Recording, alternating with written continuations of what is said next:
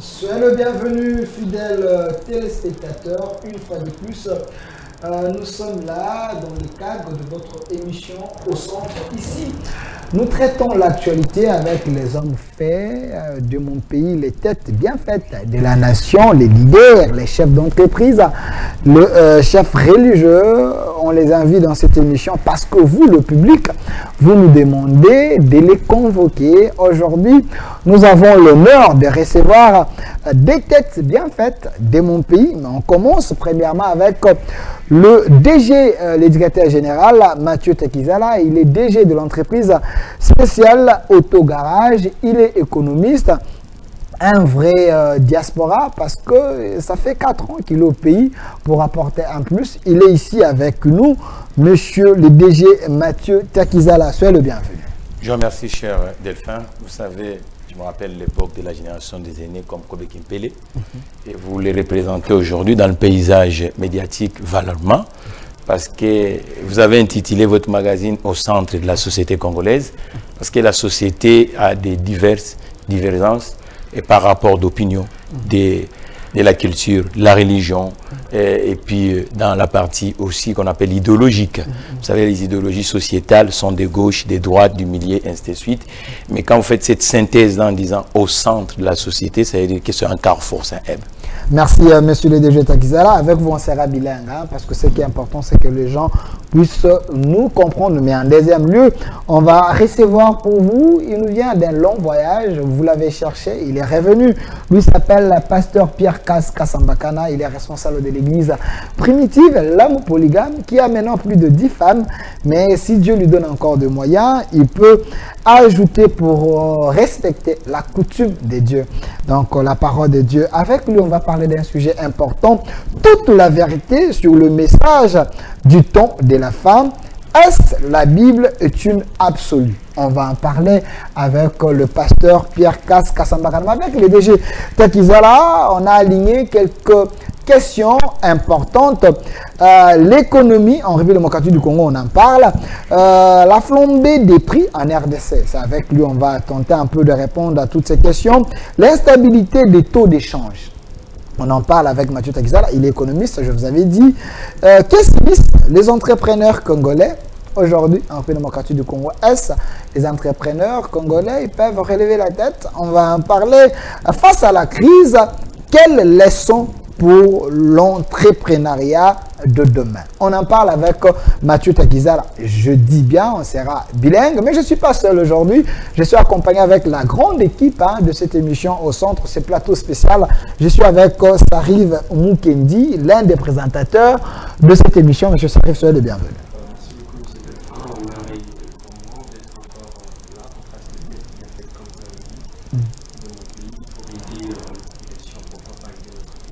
Voilà, de l'autre côté, nous avons le coordonnateur de notre magazine Au Centre. Lui s'appelle Monsieur Jules Chitumbaï. C'est le bienvenu. Merci, Monsieur Delphin. Nous saluons les DG qui en face de nous. Nous saluons aussi les téléspectateurs. Voilà, avec vous, Torozala bilingue. La DG faut bateau les entrepreneurs cabine moi ni ba comprendre parce que vous allez représentants na bango aza awa na biso elongo. Monsieur Mathieu Takizala, je précise encore, vous allez DG, il y a entreprise vous allez Mounene spécial Autogarage, tout moni ba logo nango partout oye ko la Moussa moi et loko et là qui na kati ya ba chef d'entreprise d'entrée des jeux est-ce que vous avez sengo lelo ndenge bato babengo chef d'entreprise ozana esengo ya kozala bongo na Congo? Oui, ça a gravité parce que ceux qui nous ont là bakulutu nanga neti dokolo bakenda et toute génération kolobela dokolo ba vie fonji toute génération kolobela ba vie fonji ba kisombe ba vie janombemba ainsi de suite les lots vie taux de chômage en ambor en abisso et n'a pas dit qu'ils a gravité. Et gravité on a biso ba chef d'entreprise il faut to meka ko sala oyo bakulu to basalaki parce que mboka sans entreprise les mboka en a ruine ce qui entreprise ezali a sala de sorte que ba escalier nyonso ezala kokokana na côté social na côté à université na côté à transport na côté à déplacement na côté à mpaku parce que mboka to ngoma na mpaku mboka so ba chef d'entreprise bazate informel nde akomi chef na biso or que informel azalaka na règle te ya futaka mpaku te ye pe azalaka na règle moko e fonctionnera ete ye mo pe atombola bato ezate parce que mutu azosala na informel lorsqu'il y a beli cotisation sociale ezate et ko sala mandenge mutu azosala na informel na compte bancaire te ozomona donc ba chef d'entreprise so bazangi na mboka naza na sengo parce que naza congolais parce que et puis na mboka na biso eloko monene onga yaka de temps en temps na kisasa on a kanga mi 4 ans ezali défi ezali méditerranéen pe asuka ezalaka te que tous les ans tout le monde a bilinga ya Afrique te y compris bilinga mboka na ngai ba se déplacer kaka po ke luka musala o batu basala musala ezali ba chef d'entreprise.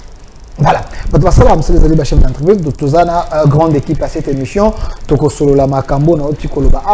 Mais Yambo, quand j'avais annoncé que Toko Yambayo, bah tu belé, bah non, déjà Takizala, tu y es bien, tu y es plus, il s'est spécialisé dans Makambo, à Kobongisami, Tuka, spécial auto garage, il y a Bongisami, Tuka, Nyon, soit Tekakami, Tuka, dans la pièce, Nyon, soit Sangwese, Kenda. Mais il y a Liboso, bah tu vas le dire, mais pourquoi vous, les chefs d'entreprise, Bozouaka, travailleur n'a binoté en considération. Hein, chef d'entreprise, en général, aux yeux de l'eau, ok, pas indien, ok, pas banane, ainsi de suite. C'est comme si les travailleurs, ça a une valeur. Qu'est-ce qui fait que vous, les chefs d'entreprise, vous ne considérez pas les gens au bazar, au cas pilier na bin? On moni Delphin, au combien ma chef d'entreprise, t'es sogozana ba travailleur. Pose à la chef d'entreprise, il faut linga ba travailleur. Ce que lingi ba travailleur te moi pose à la chef d'entreprise à Malunga ezate problème ya lini na mboka biso ba verti salarial et comme okima na mitu abatu omoni soko kena ba mekilo prospéra économiquement okomona ke muninga ya ba chef d'entreprise d'abord ba travailleur bango moko bazo croire na chef na bango mais c'est lui l'idée oui bazo croire okomona de génération en génération okota ba bureau ba tie premier directeur azalaki yeyo deuxième directeur yeyo troisième directeur yeyo et puis moi ndamba ngoto mekaki na première génération ba congolais ba papa ebele na tant colon azalaki na pré-poste colon qu'est-ce qui s'est fait ba pesa ba kombo ya bana na ba kombo ya ba chef na bango mais scission et salami scission et salami ceux qui travaillent au lingi chef d'entreprise te moi vous allez travailler pas na babal ceux qui payent chef d'entreprise au lingi travailler te au produire ndenge c'est pour ça ba créer un syndicat omoni syndicat rôle les alliés entre direction et entreprise na maso to benga ka salarial il faut que ceux qui moi conflit to moi loko moko ezali yende azali médiateur na milieu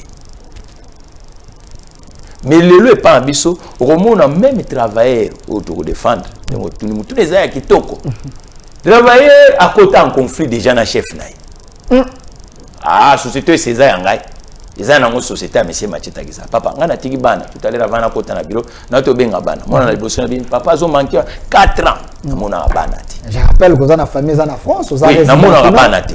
Mais souci ezaka ke le lot spécial auto garage à cause à la peu près à 20 personnes. Oyo, ba fazo foot na fin du mois pour présence dans les ça. Mais ce qu'on a autour lingete ndengeni. Na autour lingete su ndengeni motu donc azoya azo salto sans ça. Pour me alike Montonio, ça rose à la chef d'entreprise, Montonio, ça rose à la travail. Tout le monde n'est pas fait pour travailler. Le travail, il faut des gens profession. Il faut monter à Zosala, à l'ingana Moussana. Il y a beaucoup de métiers où on a monté tourner à la place à Moussala. À on a ça pour un moment. Dans certains figurants. Aïe kaka, déjà il y a beaucoup de gens Moussa au sala, travailleurs, à l'obéissance à Moussa. Talakaka na zalaki na rendre hommage un peu na Félix Wazekwa, azakuna. Mo comme vendre des pannes na poko. Az économiste netingai. Alobi na ngalobi mais Mathieu des problèmes toi na mo ko to comprendre des sens avec lui à montre. Nde mo ko na pepe tozomba na otombo ama. Travailleur aya kana retard, bolo banaité. Aba no peso ka explication. On boule betaki. Embouteillage, embouteillage. Au moins na ngai. Yango sécurité sociale azonga so moi makasi. La sécurité sociale faisons pour n'abamboko biso to koli moi muke.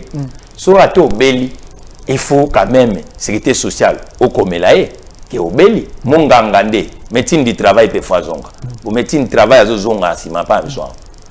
Au faut kende médecin mutako cha na arrêt. 3 coupons. Coupon à liboso, entreprise, il faut ayeba. Deuxième coupon, au quitte ça la sécurité sociale. Troisième coupon, il faut tirer dans une preuve. Ato il y a un retard justificatif, il faut les là. Parce que il y a poste balu babanda à 8 heures. Mais il y a au mimela biso 9 heures. Ce que batunio, des chefs d'entreprise à l'ingioté. Il y a ça na musala au comité téléphone non privé. Au bani ko solo la na yo. Ok, normalement, téléphone, il faut dans l'espace public, professionnel, il faut dans le téléphone professionnel. Oui, il y a WhatsApp, au commis conflit d'intérêt. Ça veut dire que client et la société, il y a commis, c'est surtout dans le domaine technique. 3 quarts va travailler, à zo ko ba client et la société, allez, babeti nae, il mo benga kombo ashida. Age osani. Mais na fin du mois, il y a le binon entreprise faut foutaille.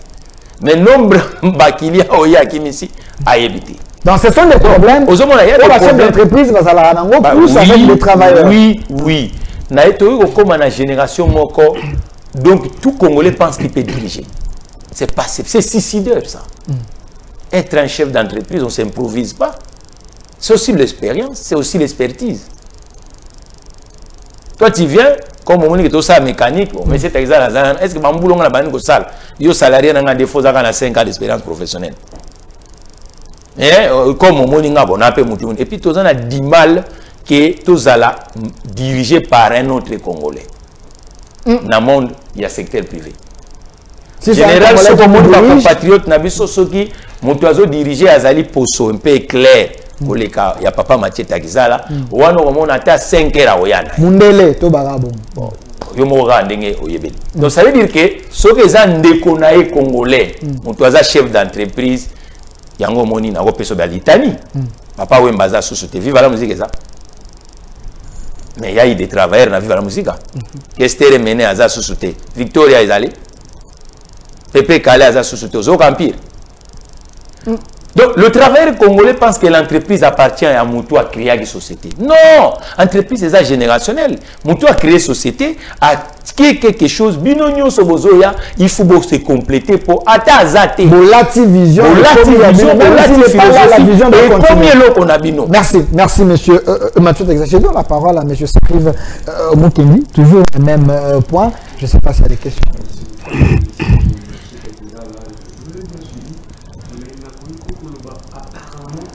Prenez la position de chef d'entreprise, bien sûr, de la chef d'entreprise, mais vous ne prenez pas la position des salariés. Est-ce que seulement les salariés n'est pas un problème, ou encore vous aussi, le chef d'entreprise, vous êtes un problème? Sur le cas de question de ces au débit, même aussi l'Indien, les salariés pleins. Bon, au moment où vous avez comprendre. Dans le lobby, on prétend que la chef d'entreprise est un salarié.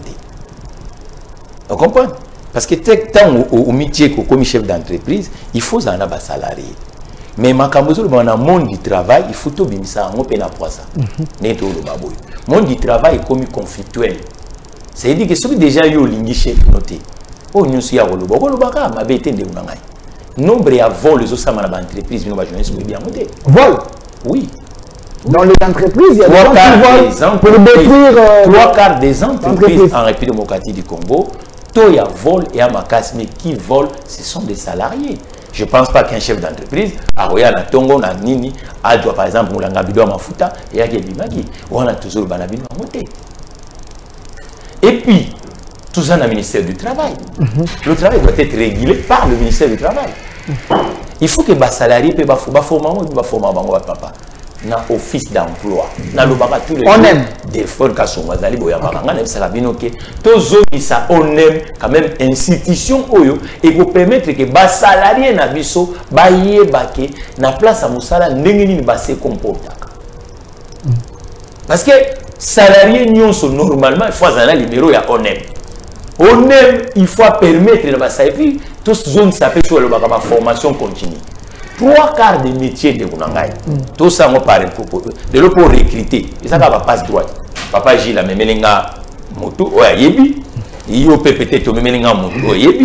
Oh, logiquement, on aime il faut à former biso bateau ba comme na âge adulte pour pas ça là à part ba cursus na biso scientifique mais tant on continue à j'ai l'honneur les gens n'ont pas les sous-montés na mboko animo les gens n'ont pas monté na mokilo kuta mutu ça chef d'entreprise ba salarié ba la race supérieure ya ba dirigeant d'entreprise ba kaka ebele même aux États-Unis même na Japon même na ni mais maintenant ba salarié ça na ba entonnoir o emula ka bango et parmi les entonnoirs les autres au béni honnête. Ils ont une formation. Aux informaticiens, il y a années 60. Maintenant, comme en 2023. Mais en 2023, l'informatique a évolué. Aux mécaniciens, en 1970. 70. Donc, 1970, on a Belge. Ça veut dire qu'on a 2023, ma camoumbele est changé. Mais la formation continue. Les institutions, tu béni on aime. On aime les Canadiens par département. Département, il y a des employés. Dans le département, il y a des employés. Département d'employés parce que mon tournio faut balander là. Est-ce qu'il y a des remises à niveau? Est-ce que tout ça ainsi de suite? Oui, formation professionnelle là, dans la République démocratique du Congo, il y a les postes INPP. Mais la formation continue. Parce que le salarié, il y a la République démocratique du Congo, il faut te former. J'ai épinglé par exemple le problématique pour nous protéger les salariés, le problématique des syndicats. Dans le but que les syndicats, vous savez, ils allaient défendre Makambouyo lobby. Alors, méfier, plus on a bien les salariés. On a entendu. Mais tout c'est la Petoyoka, parce que vous êtes professionnel. Tout c'est la Petoyoka, de votre part, défaut ni pour puis chef d'entreprise, mon côté qu'on a nos métiers. Bon, chef d'entreprise. Par exemple, quand on le dit, travailleur bazan meibi, mais sous ce belé, peut-être non. Si nous volons, c'est parce que on nous met pas dans des conditions qu'il faut. Nous faisons gagner beaucoup dans l'entreprise, mais en retour, nous gagnons peu. Sur ça, on se paye nous-mêmes. On entreprise on n'encourage pas, mais et le but est que pour un chef d'entreprise, l'entreprise est composée de des maillons essentiels. Basal, na ba dirigeant. Bien nous avons un intérêt pour beaucoup de bosso. Mais mingi na mboka on a mun na que to zongi sa on aime. Pour monter dans mon toit, il y a des responsabilités, y compris salariés, y compris chef d'entreprise. Oui, c'est vrai, dans la culture, chef d'entreprise, tu ne connais pas chef d'entreprise. Il y a d'autres chefs d'entreprise qui pensent que le rôle est un chef d'entreprise, il faut aller à un bureau à 13h. Aux modèles. Il y a d'autres chefs d'entreprise qui le rôle est un actionnaire principal, bon côté na kati ya kesa la société, ils allaient y aller. Ce qui fait que chef d'entreprise chef d'entreprise a salarié le cours à sala. Mbongo na ye eza revenu na ye salaire ba futa ye. Mbongo ya société eza mbongo chef d'entreprise te. Mais biso to comprendre makamango mabe. Okomona chef d'entreprise akebake besoin crédit na banque na kombo ya société. Mais ironie l'histoire, chef d'entreprise wana kanisi crédit wana eza ya ye. Asomina une voiture à moi ba notamment. Confusion totale. Oh, voiture ya chef d'entreprise, papa, ezo somba na crédit ya salaire ya chef d'entreprise. Na crédit ote bozui na kombo ya société.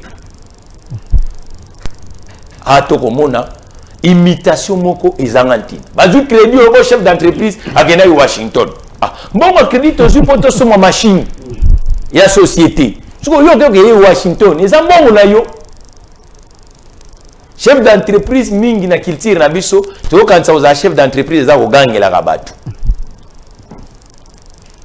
Oyo kuti salarié, peut-être il met échanger.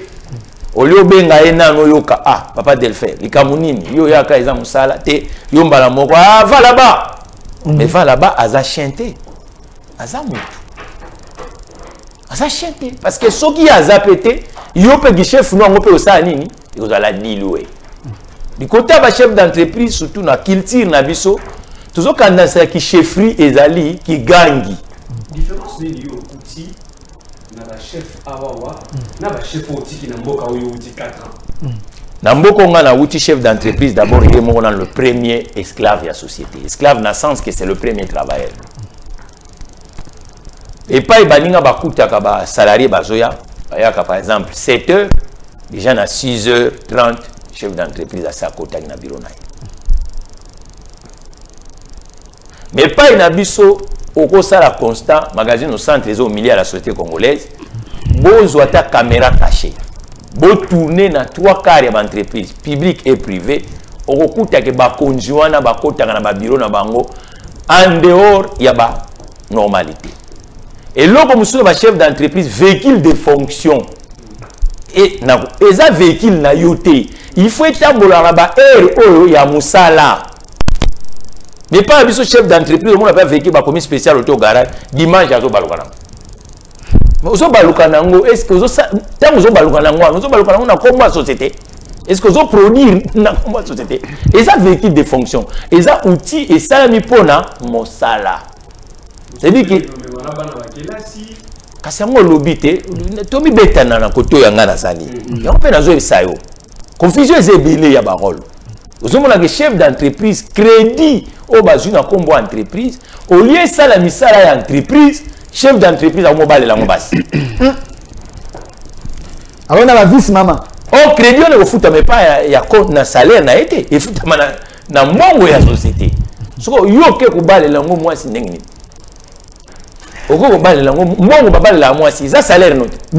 merci monsieur Mathieu Tagizala. Moi ba confusion et moi belé chef d'entreprise au Kansanet hier à comme roi. Merci. Donc il ba ko lobane le côté, il y a règlement d'ordre intérieur, il faut respecter té, ba lobi musala débit à poste za 8 chef d'entreprise. Il est le tout puissant.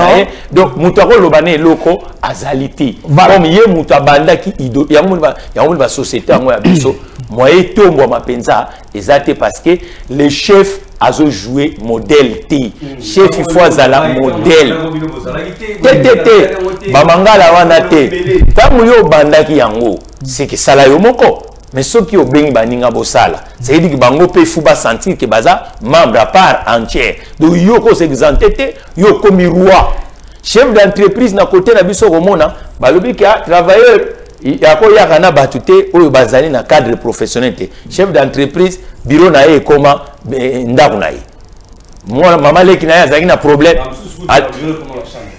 Ça toujours le matin. Mama leki na ye azaki na problème olia ya na ndaku na ye privé. Non mama leki rendez-vous lieu de rendez-vous et comment et pas oyo azo diriger. Master batanga une école primaire azata na rapport na ma société te. Rendez-vous pour la qui s'agit à comme chef d'entreprise. Merci, vraiment merci, vous avez compris ensemble avec moi, on a pris vraiment le minute. La question, parce que la question, Binobotuna qui peut moins mingi de Kotakiza qui représente les chefs d'entreprise, l'entrepreneur Awa, Ameki, Kolimbole Labs. Alors, Ndeko Gilles, je vous donne la parole si on peut évoluer sur quelques questions. Eza aligné Awa. Mais je voudrais d'abord avoir chef d'entreprise, c'est vrai, Aza échantillon, autozotuna. Nalingaki nanu nayeba ndeko tiki bana na poto 4 ans. Ils a ébélé aux na RDC, précisément à Kinshasa. Est-ce que aux na esengo ya kosala na Kinshasa musala oyo za kosala ya autogarage? Bon, au moni le monde de l'entreprise quand on investit ba salaka na ba programme nyon surtout na ba projet nyon économique ba le court moyen long terme. Investissement ils ont déjà risqué. Le col est à la risque ils ont au lonika siko au buki siko. Mais comme déjà dans un entrepreneur, l'entrepreneur c'est cause l'entrepreneur mutinyo sako za c'est pas pour les baloba investisseur entrepreneur. L'entrepreneur a risqué. Et tant qu'il à investir à Zotala, na court, na moyen, na long terme. Par rapport d'abord à la compréhension, pourquoi Moutouango a yéli na Kisasa. Na kolobano, papa Gilles, na pona na Kisasa, moi na nga ya liboso. Azali parmi ba coach. Mathis Tagiza, na to soalé tout à l'heure.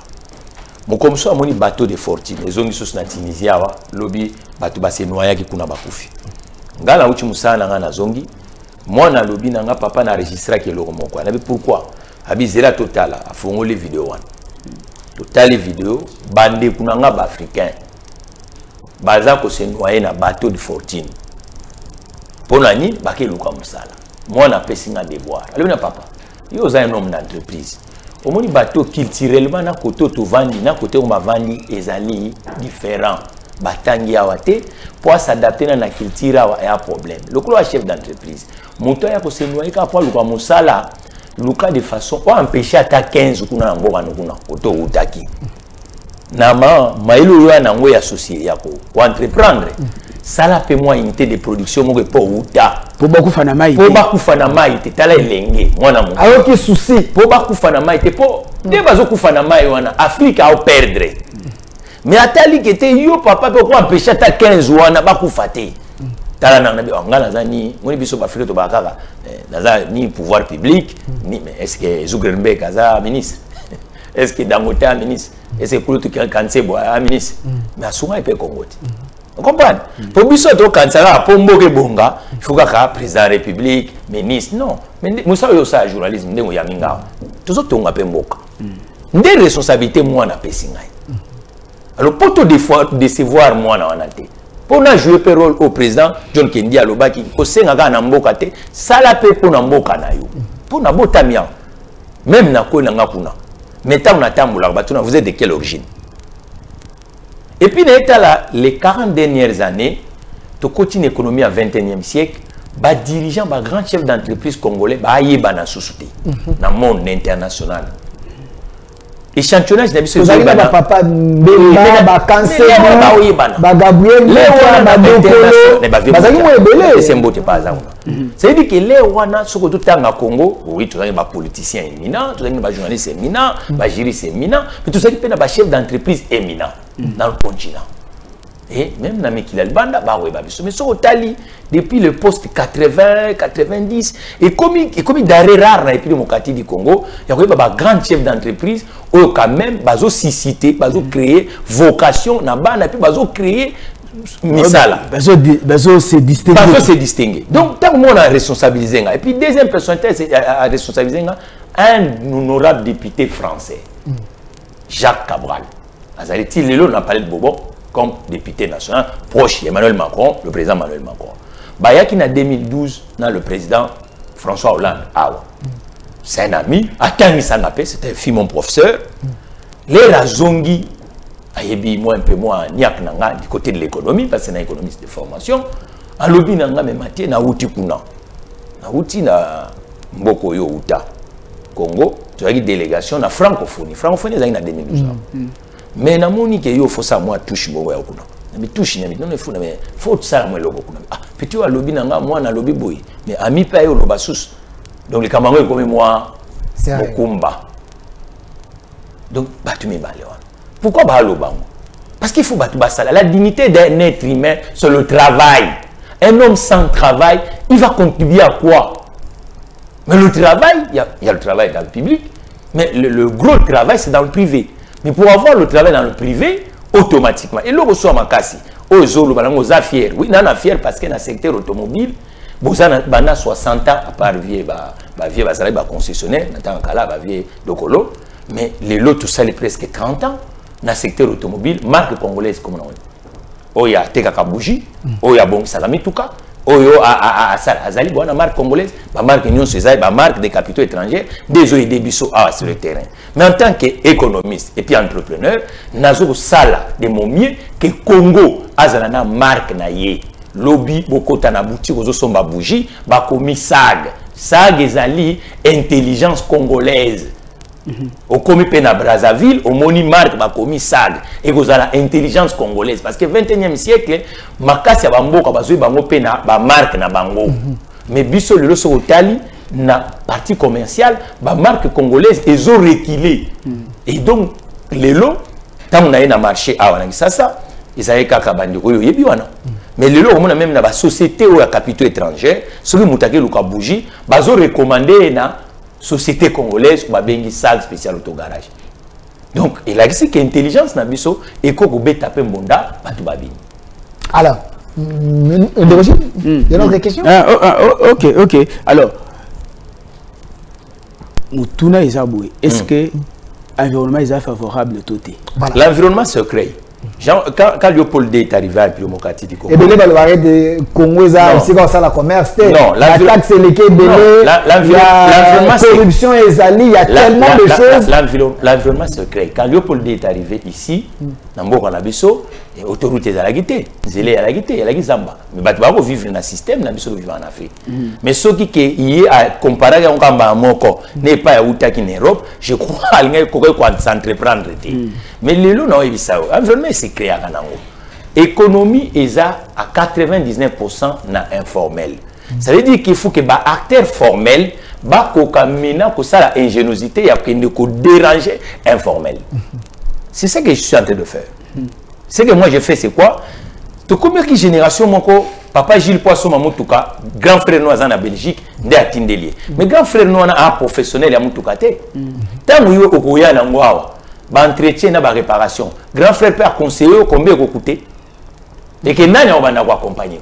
Vous comprenez? Les autres comme génération, moi aussi, qui n'a pas ville union samine en Congo, ba garage exacté. So qui par exemple na micro na négociation na Goma. Na Goma garage ça et bon saka structurellement et bon saka mi tout kamine les ali penalty. Alors OK na bandaka réalité mais qui va aller là-bas? Les gens de ba marque net ba sag. Et puis l'eau comme sous sur makasi yo lobby d'environnement, c'est question qu'on responsabiliser les consommateurs. Le consommateur congolais tous a plus na esprit à dénigrer l'initiative locale. Lorsqu'un Congolais entreprend, biso moko ba Congolais, toza ata boni ok, constant musuna sai moi ok, biso ba consommateur. Ça veut dire que lorsque capitaux moko étrangers attiennent loko, ako tiango des dollars américains, Congolais attient $1 américain, vous allez voir que le Congolais mais ce sont des erreurs. Non, mais ça c'est le contraire. Généralement, les Congolais ne sont pas les exemple. Après cet exemple. Dans le but que les Congolais ont pris mouké. Mais dans le but que les Congolais ont sali différence n'était pas ça. Dans le bano que par exemple au côté de ça mobimba.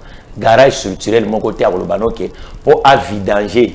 Garage structurel, pas garage dans la rue, garage avec les normes.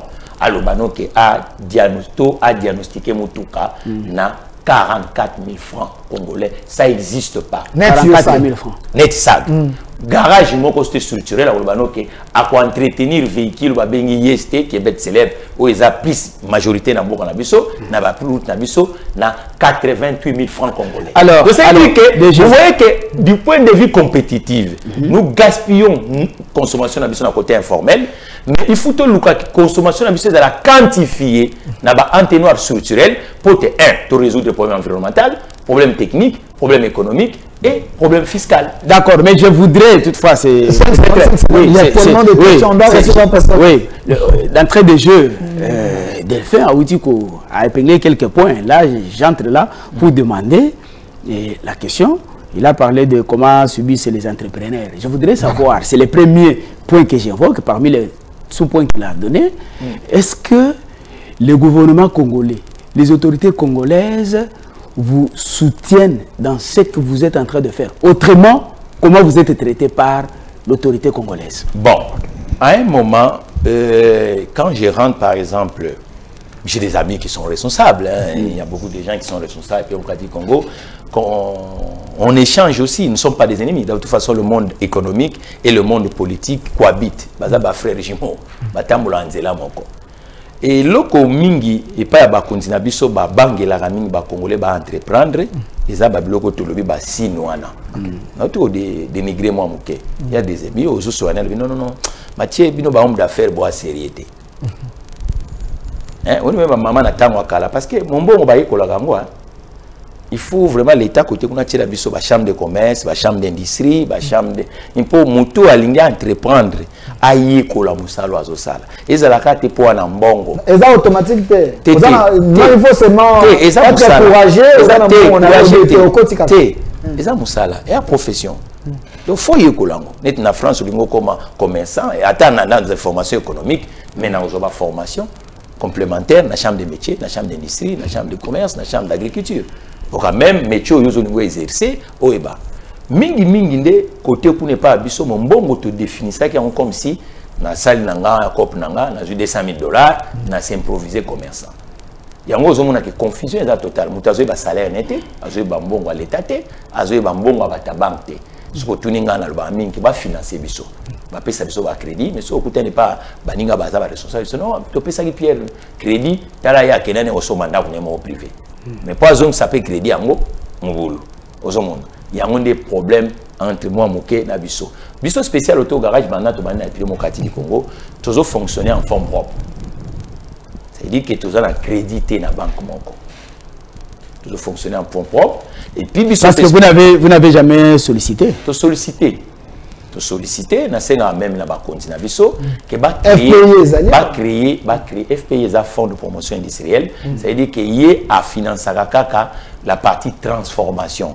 Or que une grande partie de l'économie congolaise au autochtone bazali bazo transformer té. Bazota soit bien à tertiaire, l'échange commercial, la somme biloko, azoteka ainsi de suite. Or yé azozi la muto kaka azo transformer quelque chose. Zomona. Or si faut compléter FPI na senga na ba kondi ba sala biso banque publique d'investissement. Banque publique d'investissement et vous avez une branche cautionnaire parce que commerce c'est pas biso commerce est sans crédit et fonctionne en ati. Kadeko ezala ni. Kadeko eza caisse d'épargne. Faut ba épargner, faut ba dana excédent. Épargne les excédents. Alors, maintenant problème est anine na senga mingi na ba kondi ba sala biso banque publique d'investissement. Na branche cautionnaire parce que au moins système il y a caution en mboka na biso et ata mutu azana ingéniosité à entreprendre azabité il faut un immeuble moko pour simbisa gage au l'état na biso comme chômage za makasi na 5000 na président Tshisekedi na bakonzi ba meka de façon mbongo ba cotisation za na INSS na pesa la proposition tout le temps na ba cotisation auto pesa na automobile na Sonance na il y a un excédent na fonds na biso na domaine minière basa biso banque publique d'investissement na branche d'assurance c'est aux anango Sonance na branche cautionnaire comme ça commerçant congolais ceux qui a quelque se présenter na guichet commercial automatiquement qu'est-ce qu'il faut faire caution étatique à garantir emprunt wana banquier a kobangate a kodefisa moi mon solo tant à kodefisa mon solo commerçant l'état ko bana ko landela pour ça de sorte que a zone ça yango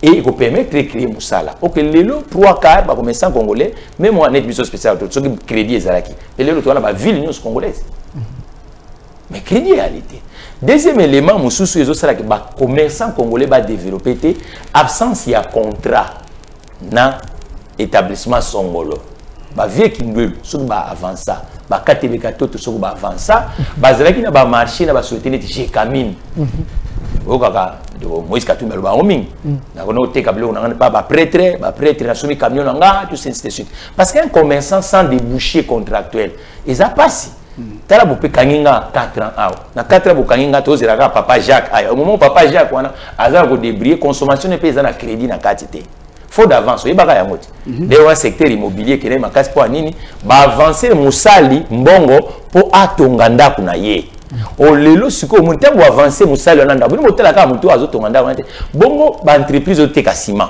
ozoteka kayas ozotonga ndaku ozoteka peinture bo créer nini misalati ozomona yango la lela tout le temps awa que musala wezana onatra musalo eza na Congo Airways musalo eza na Transco na OGFREM et zalape ma passe na biso bato ya secteur privé comme ça là bo banda ko juger biso mais tant yo tiki chef d'entreprise sans contrat azata na contrat mon côté oyo ezali tant vous na contrat na ko kene pe liboso banquier et comme pe gage te ngai naza na pesa la prestation na primature bakamni na primature biso tout ça la maintenance nango banquier commercial ba na fin du mois de bon musalo ya primature et ba futa kambongo boni et pas na million spécial auto garage traçabilité ezaliti non primature 2 millions de dollars ndé a verser la biso banquier akobanga ko pesa au trésorier banquier a eu déjà que yo za na contrat na primature ce que l'autre communique ba vie ki ndwelo ba avansaki ba alaki na ba contrat ce que biso génération ba matière kizala ba contrat réalité financement pénalité yango zo mona ke bozo mona ka dire que biso ba entrepreneur congolais moyen to mata ezate maintenant tout ça la paix arbitrage là des problèmes ba ndeko nanga na parler do ba bengi parler du peuple tous avons un texte de loi moko to bengaka le commerce de détail même moi na mka ebi que c'est réservé aux nationaux mais si du point de vue pratique bino moko bozo mona ke makambo ya pende ngwana te ozomona ezaki na mutuna mo na utana ngwata na suka sur les petits commerces. Du point de vue pratique ozomona pendake ezanengwana te mais il faut quand même que l'état na biso pe a protéger biso bat des gens to telemi ne to telemi wana soki l'état a tie biso maboko a booster biso yemoko l'état zo s'enrichir parce que lelo soki SAG est comme na 26 provinces. Vous imaginez combien d'emplois on va créer en direct et indirect. Merci. Vous comprenez? Donc ça veut dire que lelo pomeza awa et puis tout réguler par exemple secteur one. On peut pas permettre à tout Congolais d'aller acheter le véhicule tout seul. Non. Ils ont appauvrir Moka. Merci, merci monsieur Mathieu Gizala parce qu'il y a tellement de questions avec vous. On est en train de chuter. Alors, il y a une question, il y a flambé des prix. Degosari va évoluer avec cette question. Voilà, merci beaucoup. J'étais en train de vouloir dire déjà, tant que vous le bar qui vit le bateau de télé, mais c'est l'État de Chamamboko. Mais avant d'abord que l'État de Chamamboko, il faut qu'on sente qu'il vous a quand même ici à les entrepreneurs aujourd'hui, c'est que le pays doit connaître moins stabilité, moins bon tambola, moins prix kita. Pourquoi aujourd'hui on parle de l'entrepreneuriat dans le Congo, mais apparemment changement étatique, dans l'État, dans l'entrepreneur, dans le privé, dans le public, il continue au matin, il semble que vous, les chefs d'entreprise, vous êtes à la base de ça. Bozo Matsabiloko pour gagner plus. Oui, bon. La logique des marges à un pays démocratique du Congo, ça pose problème. Bisoba Congolais, tu connais ce que c'est le prix ma classe. Deux Zuba clients. Oyo mon entreprise est tellement samba consommateur. Et à la rate. Et là, monsieur, ils ont comme que ba prix et à la macasse. Alors qu'ils ont réglementé, hein? Oui. Je crois le taux de marge bénéficiaire, c'est environ 20%. Ba prix et à la macasse. Et ça dit que localement, la transformation est faible. Okay. Nous importons les inflations. Parce que mingo toujours consommer dans des pays lointains. Les résultats des pays lointains et la plupart des pays on a payé niveau de vie na bango et un dingue morona a bisoté. Vous imaginez un pneumatique où ils ont produit un espace européen. Bas salaire en Europe et ça bas salaire africain. Vous comprenez? Bas taxe en Europe et ça bas taxe africain. Mais comme biso transformation locale n'est pas soutenu, ngana za commerçant nazo exercer dans le domaine ya technique surtout dans le domaine wangai to akina vous dire za sous-souté. Il faut na obligé pour na rendre aux prestations en service wana na somba toujours na libanda. Or, pour tout inverser, babiloko wana nde la nécessité ya ko booster l'acteur local aussi. Soki lelo mam papa. Ngai na par exemple na 56 contrats en République démocratique du Congo. Où ils sur le pas pratique. Au lieu na qui ne dépendant kana pneumatique ya kusomba muke.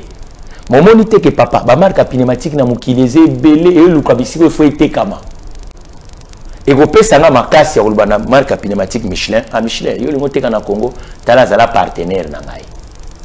Tala volume oyo pour économie et lubama na ba chiffre. Ba chiffre na biso eza mingi informel. Volume na ngala na jekami na te qu'il est à la nombre ba pneu.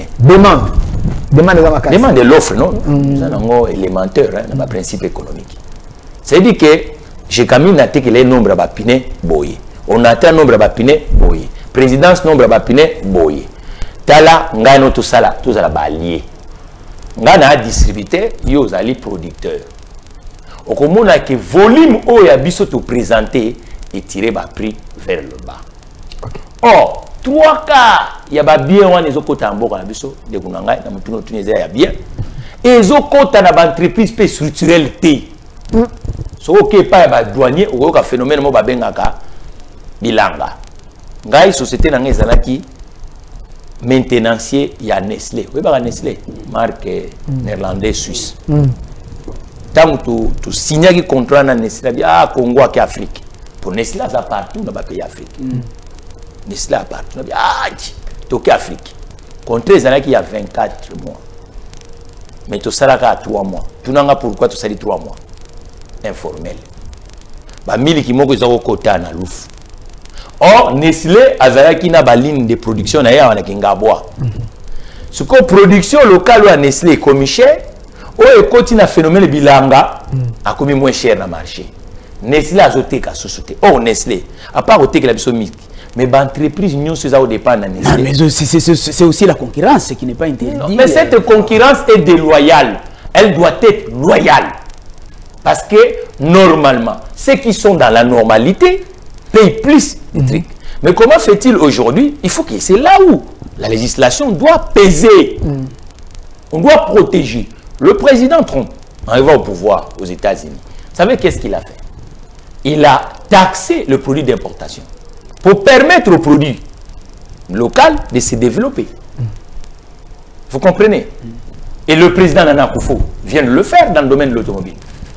Pour permettre qu'aux acteurs qui sont à l'intérieur, qu'ils puissent avoir le carnet de commandes. C'est bien compris. Donc ça veut dire qu'aujourd'hui... Monsieur Mathieu, mais tout qui t'en parce qu'apparemment, je comprends que vous êtes professionnel, il faut tout de suite aller sur les principes. Mais même si nous prenons l'informel et le formel que vous êtes, vous comprenez qu'à l'informel, les prix en a flambé, vous dans le formel, les prix à matin, qu'est-ce qu'il faut faire pour qu'il y ait les rabaissements et prix? Même Biloko Tozo Sala, on a il nous reste 10 minutes avec vous, Chito. Tant que Monique est inflation, vous savez, il y a un phénomène aujourd'hui avec dans la distribution qu'on appelle les achats groupés. Le volume. Ce sont, il y a un volume de la mission informelle. Nous, chez Spécial Autogarage, on a compris que les prestations mécaniques en République démocratique du Congo et Yali Likolo. Mais niveau de vie à population, pouvoir d'achat, Nabango et Amboké. Au Moni, geste et à commerçants professionnels. Qu'est-ce que nous faisons? Nous divisons. Le bon, moins 50% les entretiens. Pourquoi tout ça là? Puisque les Congolais et Bélé vers Spécial Autogarage, nous maintenant, le 50% ont manqué. C'est ces distributeurs de pneumatiques et des huiles, on est baro. Zone c'est la bino on a libéré. Ah, au niveau de la foot belé, ngana na 15 000 personnes, moi, à ça la entretien pas inangai, qui ti sa talo ya fina yo mafuta. Mais n'avons que nous kolo bana mouton ça la cause la représentante mais bien tant que volume bozo pe sa biso te ba entreprise structurelle. Il faut pas sa biso ba entreprise structurelle volume. Tant que pe si biso volume, le prix compétition il faut se jouer entre les acteurs. Mais les acteurs qui sont dans le formel, mais lorsque la compétition se joue dans les acteurs qui sont informels, et ils vont créer opinion. Il y a un moment que... Merci. Merci, M. Mathieu Taxia. Dans 10 minutes, on va recevoir le pasteur Pierre Casse. Cette émission, c'est un plateau spécial. Nous faisons avec les têtes bien faites de la République. Le numéro est là. Vous pouvez nous appeler pour solliciter les plateaux. Et aussi, l'émission est en train de passer sur notre chaîne YouTube au Centre TV. Si vous tapez au Centre, l'émission est là. Monsieur Gilles, autant de questions. Vous sentez l'intelligence que dégage notre invité sur le plan et la stabilité. Hein. Il y a taux d'échange. Ça aussi, c'est un problème. Vous avez prévu une question en anglais. Au début, c'était un économiste. Hein, oui, effectivement. Est-ce que Okokiko expliquer Bisso ce qui fait qu'il y ait tout le temps, beaucoup plus dans notre pays, hein, et stabilité Yambongo. Les lois et mati, le billet kiti, les lois et mati, ce taux il y a dollar et mati, biloko nous se paye, bata le paye, komata. En tant qu'économiste, est-ce que Okokiko expliquer Bisso ce qui fait que... Papa Gilles, on a Bisso comme on a franc congolais. Mbongo sok basali yango sans production ba ben en planche à billets naza monétariste. Mbongo sok le nango ezaka production. Production ezaka ba bienté na ba service ezaka pe production. Mais au moni ata paquet ba service tozana yango ezana ngambu o tozo contrôler à tel côté. Je vois par exemple secteur à logement. Hein, bo fouteli ndako na République démocratique du Congo. 99% ezana ngambu to contrôler té. C'est vrai ça? Mais oui. Mais l'État... Tu es belé au bazo foutre. Tu es papa Gilles Sonda qui est à l'ouakamon agence immobilier. Oh, bon, on a vu ça franc congolais. Ce qui papa Gilles Nda qui est dans la société structurelle, muta fout sagayo. Et que l'on voit qu'on a compte à papa Gilles na franc congolais. Ba fouti penda kuna franc congolais. Au monde. Oh, biso. Vers fin du mois papa Gilles. Au monde a été que yo locataire ou comme locataire du jour non. Pour au foot à maman na ndako to papa na ndako. Mais déjà rappelé à dollar. Kasité. Au monde. Biso talaka masse monétaire ko sama mbongo to kuluka dollar to kuluka vers la fin du mois pour mutu nyonso a foot ndako na. Okenge ozali ko mo traçabiliser na secteur bancaire par les écritures bancaires. Secteur on a foot fongola miso parce que revenu en mutu une grande partie za loyer. Oui ba parti où ils ont kambongo belé na fin du mois ils ont loyer kolia kutu muke transport muke kobela muke crédit muke et loyer mais ba loyer na biso nyonso se verser en cas informel de ko joyo okoluka dollar pour futa mamana ya okoluka dollar biso pe ba commerçant comme nyonso pe une grande partie est informel le commerçant na pour que nous somba production pesa localité pour que ndena mboko bino butanga ba comme tout ça publicité até a okende na franc congolais té. Or, so tali taux ya bancarisation, taux ya batu bazana compte na banque, ils sont faibles dans la démocratie du Congo. Et ils ont dépassé 10%. Malgré bancarisation. Non, ils ont dépassé 10%. Or, ceux qui échangent ou un langage suisse, de banque en banque, ce sont les écritures qui doivent s'exprimer. Bah, fait mon qui attend na Bruxelles, pour que nous ça va faire, ah on nous balader dans bon côté, parce que vous avez un commerçant structurel. C'est compte congolais et quand en contact avec compte belge. L'écriture est salami. Mais les lois, ils allaient pour montrer qu'il y a 8 mois, puis coup, dans ça, nini, à Kenya. Aux hommes qui vers la fin du mois, commerçant, à Zoluka dollar, monter à foutre là-dedans, à Zoluka dollar, monter dollar. Et puis, demande de combien ma casse na terrain. Une grande partie à masse monétaire n'est pas contrôlée. Est-ce que Batunyo so bazo kumba ba voiture, il y a taxi, bazana ba compte. Est-ce que c'est obligatoire, les gens devaient avoir c'est obligatoire, vous ne pouvez pas faire une activité économique sans avoir une compte. Mais il y a des banques au moins sérieuses.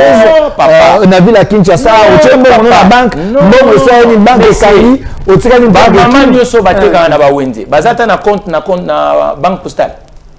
C'est ça ce qu'il dit. Donc, confiance est athée. Cette culture-là, faut développer. Les Congolais sont déçus. Faut développer, même ménage. Il faut avoir la culture financière, non? Parce que là, on a un établissement bancaire. Même yo, Papa Gilles, mon solo yo produit. Pour gaspiller à monter na bar na coin na ndenge bana babubuka bazelo côté, il faut un conseiller financier, non?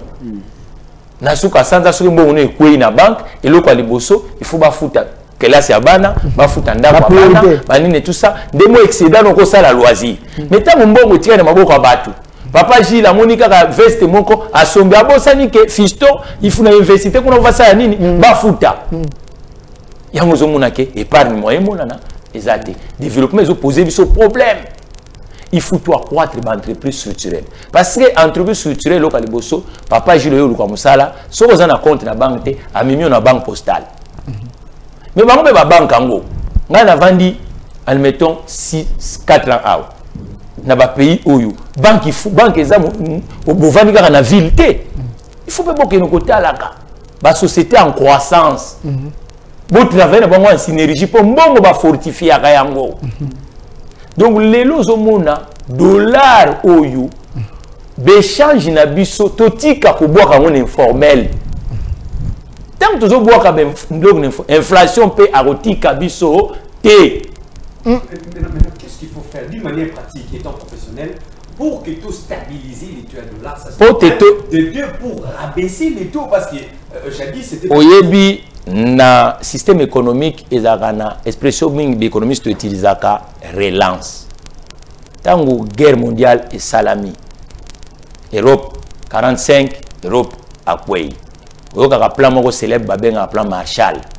Ezala ba relancer les deux agents principaux, le ménage et les entreprises. Nous devons relancer les entreprises structurelles en démocratie du Congo.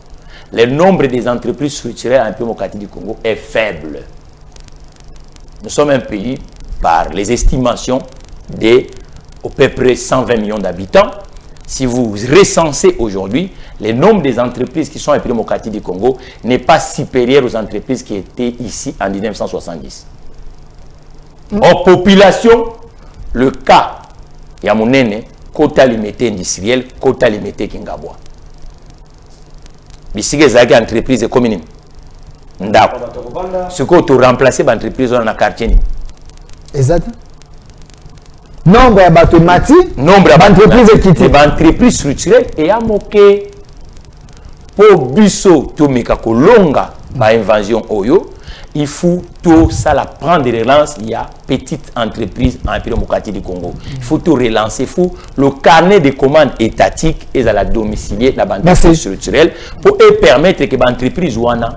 Merci, M. Mathieu. Dans 5 minutes, M. S'arrive la toute dernière question par rapport à point on avait prévu avec M. Mathieu Texas, le DG. L'entrepreneuriat, quelle leçon pour l'entrepreneuriat de demain? Ça arrive, après on va recevoir le pasteur. Vous êtes entrepreneur. L'autre, vous êtes mentionné l'entrepreneuriat pour élever ce projet.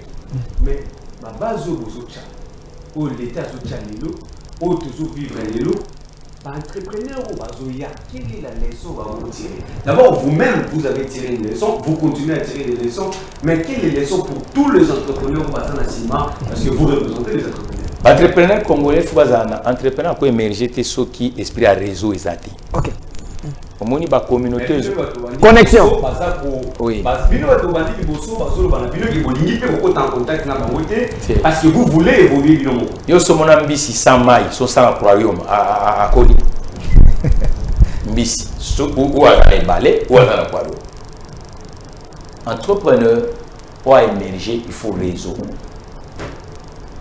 Si vous avez une communauté, où ils ont réussi en Afrique, ils ont une communauté, ils ont fonctionné dans l'affaire, dans le réseau.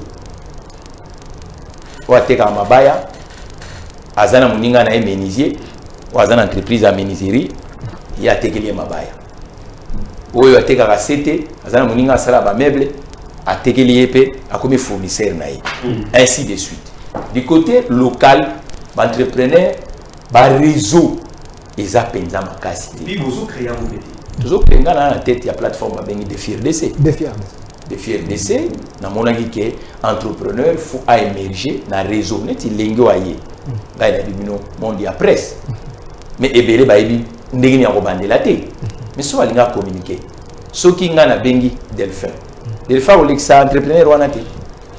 A olexa. Et puis ba ene o bazan entrepreneuriat. Abeto yé na equity ba yé déjà ça la 30 ans.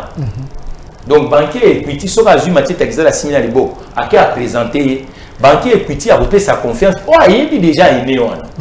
Et ce qui nous émerger entrepreneuriat local et que l'esprit a réseau exacté. Et puis réseau et entrepreneur, les a réseau entrepreneur, réseau il y a des politiques, il faut ça la échange dans chef d'entreprise. Pour permettre que politique peut-être marché public mou quoi à quoi conformer yo na dengetala après d'offre qui ça. Toi ça na moninga le moko ça la banque moko et finance ça. Non mais Monsieur Taxal, en tout cas, projet néo-néza malam, net mikolo, ngana zo kama mingi innovation, nambo na biso. Kolongwa awa toke ne Lubumbashi, to kangami kaka toke ne avion. Pour avion ibi ke zaka moi talo. Mais ibi ke na spécial toto na projet moko oyo kolongwa kisasa. Toke Lubumbashi na autocar. Parce que ba village na biso nos camion hotelema. Ba tu ba côté katalipa moi wanga. Ce que tu vois dans la période ya mbula au lieu de kanzelo ya biso qui puis Lubumbashi nini Chikapa Kananga tout ça Mujima te to côté ya Angola tout le monde ya bangolais ya kawa to côté na Angola à l'équipe kuna pe moi biti meza avec ko 4 kuna a comme Lubumbashi on a un projet oui projet parce que il faut entrepreneur ali muto apporter quand même plus na environnement na ye voyez longo en Afrique ici toujours un avion. Mais pour tout en Afrique ici, c'est toujours qu'on a mis un avion, soit au coach à la Louf, tu bimi province angolais avec Namibie. Après les Namibie, après Namibie les Afrique ici t'es billet aux Alamuké et puis économie congolaise et que c'est exporté. C'est ça l'avantage et c'est ce genre de projet lorsqu'il y a un ami politique ou azo dirigé par exemple donc on a pour l'autre Vital Kamerhe l'économiste netingai, il faut bango pe ba se ressources à nabiso ba chef d'entreprise. Parce que le projet d'État est là élaboré dans le ministère. Le projet d'État est élaboré dans l'entreprise au Mbokazana Yango. Ce qui est là, nous sommes une agence de promotion d'investissement. Donc, on a une rubrique banque de projets. Les meilleurs projets sont domiciliés dans l'entreprise.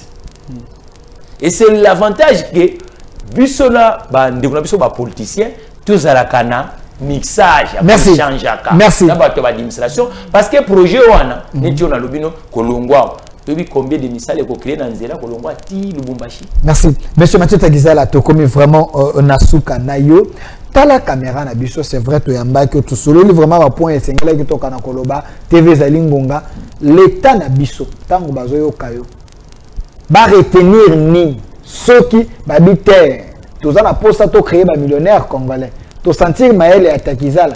Quelles sont les priorités pour le moment si l'État a besoin de vous, si l'État a besoin il y a que soutenir à soutenir spécial auto-garage, moto aux alliés, chef d'entreprise. Pour la présence, c'est que d'abord c'est un frère. L'autre dans le Sénat et Kaka. Biso de Zabano, Tobotamina Combo, Batata Basagi Moussala. Kaki voit la famille Tagizala. On échappé à mon pété, au long pété. Les vieux Etienne Tshisekedi, c'est un grand nom. De génération en génération, on a beaucoup.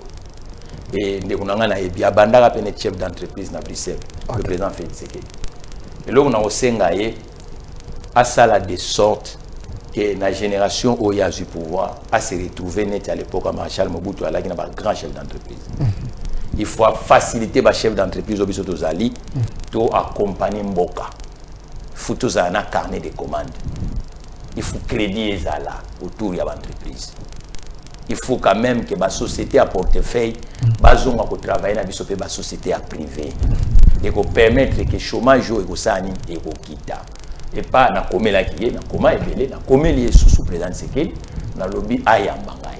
OK. Ayambangai ba projet ebele l'intelligence économique il ba médiaté. Il y a des choses c'est en échangeant. Des toko kabula moi Maël Azandeko, monsieur le président, son excellence tala makanisi ndeko no amoni yango oyo. Est-ce que tu crois appliquer boité pour quand même tous à la moi groupe moko ba chef d'entreprise parce que mon na bambo ka nso président Macron yake ayaki na ba patron na bango ya atambula imba na lingi pe ke mikolo mususu koya ata président sécurité tant ba président oyo ba ono ya na Congo soka azokenda yedi ki ana ke na mboka na bazama ma mutuka et l'automobile na mboka na biso représenter mutu boy mutu ana faza na kati ya avion pour y mutu ça ba note technique yepé mutu on a discours à discuter na investisseur mususu wana pour comprendre le marché en Bokanaï. Et là, on a aussi un ministre de l'économie actuel, le Vital Kamere, très ouvert. C'est un économiste. Un homme très ouvert. Un grand frère. Alors, on a il faut aller à Mingi pour visiter les petites entreprises qui sont en démocratie du Congo. Ayo capé ba chef d'entreprise. Pour permettre que ba MB y a le lope ba bima. Na premier ministre Samalkondo. Aouté kozala, directeur général ya chez Kamine. Ayebi Drenadine ya chef d'entreprise. C'est-à-dire que de Samalkondo palais na biso ya primature, il faut pas visiter du soir et za ba chef d'entreprise. Ba meke peu ko sola parce que chômage est belé. Crise est makasi. Na crise solution na ngeza kaka mosala. Soki mosala botami belé.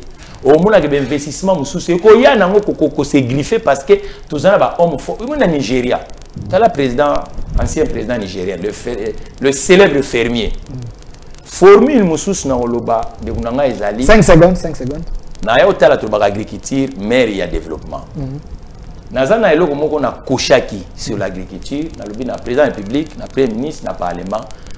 Chaque entreprise au hasard domiciliaire avec la démocratie du Congo va me payer ses hectares d'agriculture. Moni, chaque entreprise au hasard domiciliaire, à la petite, à la grande, va payer ses mois bilanga. À côté dans le domaine vert.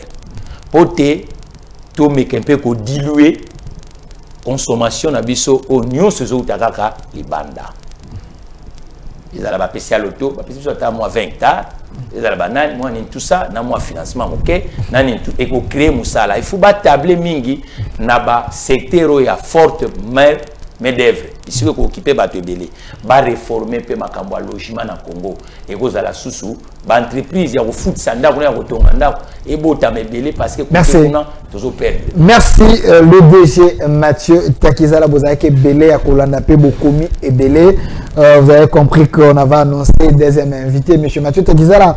Azali DG, il y a spécial Autogarage qui est d'ailleurs notre partenaire. Bon, comme on a le logo, on a le colonne SAG spécial Autogarage. Nous devons également consommer congolais. Boigné Zali, Amael Zali, il a ses garages un peu partout. On a limité la 10e rue. Garage des années à Mounen, ok, na Poilou, Mituka Mike, à Mounen, Kosomba, Koteka, DG. Et là, tout ce petit spécial Autogarage au Komona. Na ba réseaux sociaux les belé et je pense que ceux qui bouquet pour mettre un contrat et que ça bien ma casse tout solo il est sur ma cambouya flambée des prix arrive dans l'occasion du Congo l'instabilité il y a taux d'échange entrepreneur congolais bazak aussi bien nini face à la crise quelles leçons il faut tirer l'entrepreneuriat congolais à demain et que ça boni tout solo li ngonion sona de Mathieu Takizala les numéros est là. Vous pouvez solliciter l'émission Togoyam Babino. Une transition, le temps pour nous de recevoir le pasteur Pierre Kassambakana avec un sujet important, toute la vérité sur le message du temps de la fin. Est-ce la Bible est une absolue? On en parle. Transition avant Togoka. On va continuer l'émission.